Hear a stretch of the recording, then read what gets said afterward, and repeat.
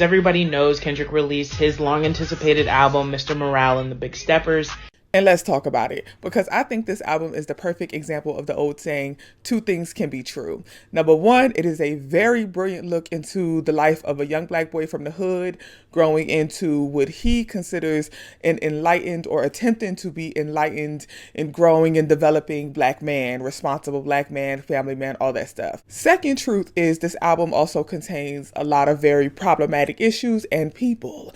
Let's get into it. The entire album is basically about Kendrick's journey from having terrible morals as a result of growing up in trauma and growing up in the hood and being subjected to violence and all that other stuff, and the experience of growing up as a young black boy in the hood, right? So he started out with not having good morals, and it's just basically his journey of learning how to undo his old ways of thinking and how to forgive people and all that stuff.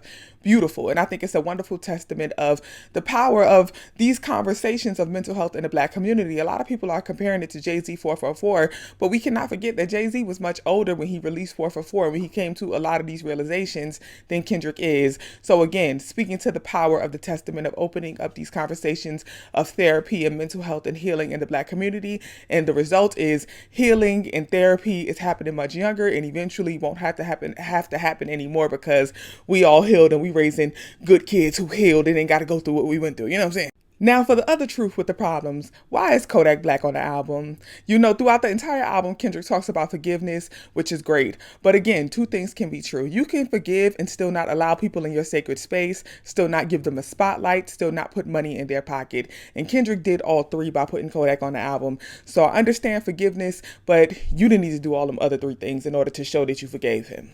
The other popular issue and controversy right now, which is Auntie Diaries and him using the F word at the end of the song. Everyone is trying to argue against the LGBT community about, like, look, you know, that wasn't his intention. At the end of the day, yes, we know intentions are most important, but actions are also important. And in our society, we have to ensure that our actions align with our intentions, so that our intentions are no longer up for interpretation. Align those actions with those intentions. Stop making excuses for that.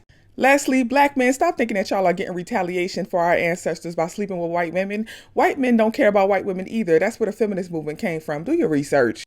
Overall, the album is very thought-provoking, still very controversial as well, which sparks great conversation, great debate, and all that stuff. I'm really hoping that, much like 444, Kendrick gives us like a mini doc or footnotes like Jay-Z did, so we can really get a deeper understanding of what he was thinking as opposed to just debating about it. You know what I'm saying? Give us a little something, get a little mini doc, a little behind the scenes. Kendrick, come on now. Much love, y'all.